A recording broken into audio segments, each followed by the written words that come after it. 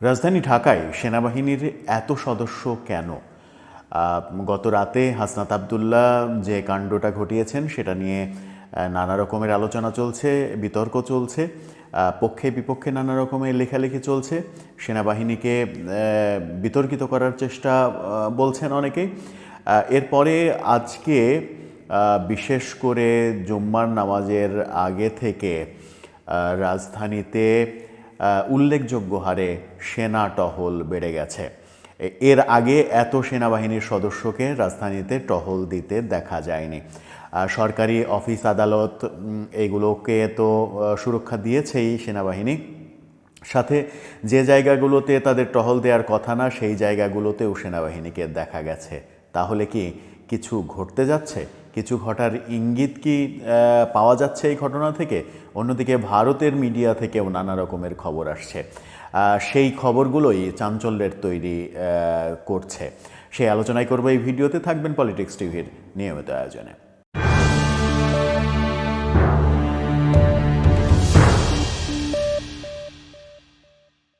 দর্শক, পলিটিক্স টিভির নিয়মিত ভিডিওগুলো এখন থেকে স্পন্সর করছে প্রজাপতি.টিভি, নতুন ওটিটি প্ল্যাটফর্ম।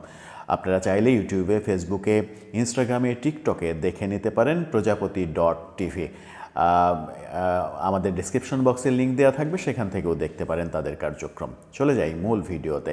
খুবই সেন্সিটিভ বিষয় সেনাবাহিনীকে নিয়ে কথা বলার আগে অন্তত 100 বার ভাবা উচিত সাধারণ মানুষগুলো সেই রকম ভাবনাই ভাবেন। সেনাবাহিনী খুবই সেন্সিটিভ একটা জায়গা। দেশপ্রেমিক সেনাবাহিনীকে নানা সময়ে নানাভাবে বিতর্কিত করার চেষ্টা আমরা দেখেছি বিভিন্ন সময়ে, বিভিন্ন রাজনৈতিক সরকারের আমলেও হয়েছে। সেনাবাহিনী একাধিকবার বাংলাদেশের ক্ষমতা নিয়েছে। এরশাদ এবং জিয়াউর রহমানকে আমরা দেখেছি। এই ব্যাপারগুলো ঘটেছে বাংলাদেশে, কিন্তু এই ব্যাপারগুলো ঘটলেও আমরা কখনোই প্রত্যাশা করিনি যে আমাদের দেশের অবস্থা কখনো পাকিস্তানের মতো অত ভয়াবহ হবে। এখন আবার পাকিস্তানের সঙ্গে নতুন করে তুলনা দেয়া হচ্ছে যে বাংলাদেশ পাকিস্তান আফগানিস্তানের মতো হয়ে যায় কিনা। এদিকে আমেরিকার একটি গণমাধ্যম আমেরিকার সরকারকে সাবধান করেছে বাংলাদেশ সম্পর্কে, যে Bangladesh is the next Afghanistan, এরকম একটা মন্তব্য করে একটা খবরও তারা তৈরি করেছে। সেই মুহূর্তে সেনাবাহিনীকে নিয়ে নানা রকমের কথা হচ্ছে। হাসনাত আবদুল্লাহর গত রাতের স্ট্যাটাসটাই মূলত সবাইকে ভাবিয়ে তুলেছে। এরপরে আজকে আসিফ মাহমুদ সজীব ভুঁইয়া, তিনি উপদেষ্টা, তিনি যমুনা টিভিতে সাক্ষাৎকার দিয়ে এই ব্যাপারটাকে আরও বেশি নগ্ন করে ফেলেছেন। তিনি এই সাক্ষাৎকার দেওয়ার মূল উদ্দেশ্যই যে সেনাবাহিনীকে টার্গেট করা, সেনাবাহিনীর বিরুদ্ধে বিষোদ্গার করা, সেনাবাহিনীর বিরুদ্ধে স্পষ্ট অবস্থান জানান দেয়া, এবং এটাকে কেন্দ্র করে যে একটা গৃহযুদ্ধের আবহ তৈরি হতে পারে এই ব্যাপারটা তাদের মাথায় আছে কি না আদৌ, সেই প্রশ্নও আসে। অনেকে বলছেন যে বিদেশি 1-2 জনের, বিদেশে থাকা প্রবাসী 1-2 জনের প্রেসক্রিপশনে আসিফ মাহমুদ সজীব ভুঁইয়া কিংবা হাসনাত আবদুল্লাহরা এই কাজগুলো করছেন। সেনাবাহিনীকে প্রতিপক্ষ বানানোর পরে রাজধানীতে আজকে দেখা যাচ্ছে সেনাবাহিনীর ব্যাপক টহল। এর আগে সেনাবাহিনীর এই রকম উপস্থিতি কখনোই চোখে পড়েনি, এবং ধারণা করা হচ্ছে যে এই দৃশ্য রাজধানীর পরে সারা দেশেই বিরাজ করবে। সেনাবাহিনীর ম্যাক্সিমাম সদস্য কি তাহলে কি মাঠে নেমে আসছেন? তাহলে কি আমরা অন্য কিছুর ইঙ্গিতের দিকে যাচ্ছি? তাহলে কি ডক্টর ইউনূস সরকারের মেয়াদ ফুরিয়ে এলো? এই প্রশ্নগুলো অনেকে করছেন সামাজিক যোগাযোগ মাধ্যমে। আজকে বাংলাদেশের গণমাধ্যম নাগরিক টিভি এই ব্যাপারে একটি সচিত্র প্রতিবেদন করেছে। সেখানে তারা সেনাবাহিনীর রাজধানীতে যে ব্যাপক টহল তার ভিডিও চিত্র প্রকাশ করেছে। সেনাবাহিনী ব্যাপক টহল দিচ্ছে, বিভিন্ন অফিস আদালত স্থাপনায় তারা অবস্থান করছে, এবং পুলিশের সঙ্গে একসঙ্গে মিশে কাজগুলো কোথাও কোথাও করছে। এরকম চিত্র নাগরিক টিভি দেখানোর চেষ্টা করেছে, এবং তারা দেখিয়েছেও। এর আগে এত ব্যাপক সংখ্যক সেনাবাহিনীর সদস্যকে রাজধানীতে দেখা যায়নি, রাজধানীর মাঠে তাদেরকে ঘুরতে দেখা যায়নি, এমনটাও তারা বলছে তাদের সচিত্র প্রতিবেদনে। তারা এটা যখন বলছে তখন ভারতের বিভিন্ন গণমাধ্যম আজতক বাংলা সহ বিভিন্ন গণমাধ্যমে যে খবরটা করা হচ্ছে, তারা খবর দিচ্ছে বাংলাদেশে গৃহযুদ্ধ শুরু হয়েছে, বাংলাদেশের সেনাবাহিনী ক্ষমতা নিতে যাচ্ছে, সেনাবাহিনী মাঠে নেমে পড়েছে, এরকম নানা রকমের খবর তারা দেওয়ার চেষ্টা করেছে। যদিও সেই খবরগুলোর আদৌ ভিত্তি আছে কি না সেই প্রশ্ন যেমন করা যায়, তেমনি সেই খবরগুলোর ভিত্তি নেই বলে উড়িয়ে দেওয়াও পুরোপুরি যায় কিনা সেই প্রশ্নও সামনে এসে যায়। কারণ যে পরিস্থিতি তৈরি করা হয়েছে, আজকে আবার এনসিপি সংবাদ সম্মেলন করেছে। সংবাদ সম্মেলনে হাসনাত আবদুল্লাহ তার স্ট্যাটাসকে আরও বেশি জায়েজ করার চেষ্টা করেছেন। তিনি বলেছেন যে আমার অবস্থান ক্লিয়ার। নাহিদ ইসলাম বলেছেন রাজনৈতিক কোনো ব্যাপারে সেনাবাহিনী হস্তক্ষেপ করতে পারে না। অবশ্যই হস্তক্ষেপ করতে পারে না রাজনৈতিক কোনো ব্যাপারে, কিন্তু দেশের কোনো সিদ্ধান্তের ব্যাপারে আপনি একটা সাধারণ রাজনৈতিক দল হিসেবেও নিশ্চয়ই আপনার লিমিট ক্রস করতে পারেন না। আপনি তো এখন উপদেষ্টা নন, আপনি সরকারের অংশ নন।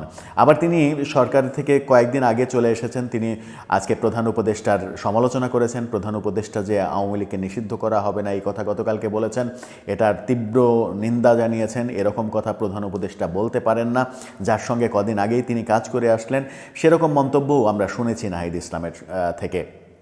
সেনাবাহিনীর এই টহল, অতিরিক্ত টহল নিয়েই জনমনে প্রশ্ন উঠেছে।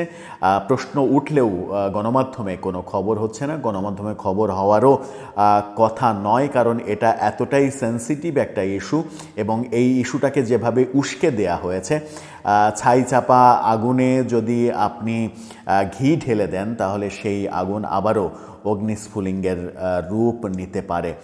সেই তত্ত্ব যদি মেনে নেওয়া যায় তাহলে সেনাবাহিনীকে উত্তপ্ত করে দিয়ে দেশের পরিস্থিতি শান্ত রাখা আসলে সম্ভব নয়।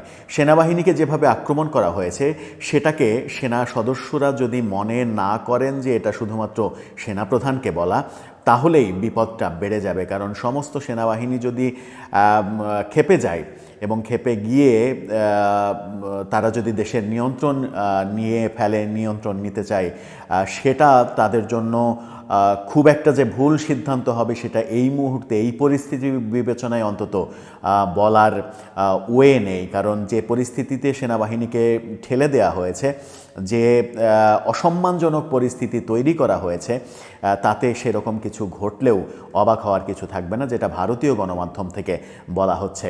দেশকে গৃহযুদ্ধের দিকে ঠেলে দেওয়ার জন্যই কি এমন পরিস্থিতি তৈরি করছে প্রবাসী কিছু ইউটিউবার, যারা ঘোষণা দিয়ে বাংলাদেশে মবের রাজত্ব কায়েম করেছে। কয়েকদিন আগে দেখলাম যে ৩২ নম্বর পুরোপুরি ভাঙা হয়নি। ৩২ নম্বরের যে সিঁড়িটাতে বঙ্গবন্ধুকে হত্যা করা হয়েছিল, সেই সিঁড়িটা এখনও অক্ষুণ্ণ রয়েছে। সেই সিঁড়িটা কিভাবে ভাঙা হবে তারও তত্ত্ব প্রচার করা হচ্ছে, এরকমটাও আমরা দেখছি।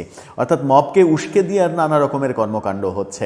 মবকে উস্কে দিয়ে আওয়ামী লীগের বিরুদ্ধে মব করেছেন, সেটা ঠিক আছে। এবার কি সেনাবাহিনীর বিরুদ্ধেও মব করতে চান? যদি সেনাবাহিনীর বিরুদ্ধেও মব করতে চান, তাহলে কয় মিনিট অস্তিত্ব টিকিয়ে রাখা সম্ভব সেই প্রশ্নও অনেকে করছেন। সব মিলিয়ে আসলে হতে যাচ্ছে কি, ভয়ঙ্কর পরিস্থিতির দিকে কি আমরা যাচ্ছি? এই যে অতিরিক্ত সেনা টহল, এই সেনা টহল আগামীকালকে থেকে কি সারা দেশব্যাপী এটা বিস্তৃত হবে? কারণ সেনা টহল শুরু হয়েছে দিনের বেলা। আসিফ মাহমুদ সজীব ভুঁইয়ার যে সাক্ষাৎকার প্রকাশ হয়েছে, সেই সাক্ষাৎকার প্রকাশের আগেই সেনাটহল, অতিরিক্ত সেনাটহল শুরু হয়েছে। আসিফ মাহমুদ সজীব ভুঁইয়ার সাক্ষাৎকার আরও বেশি আগুনে ঘি ঢেলে দিয়েছে। তাতে করে সরকারের সঙ্গে সেনাবাহিনীর সম্পর্ক যে খারাপ হয়ে গেল, এটা এখন ওপেন সিক্রেট হয়ে গেল।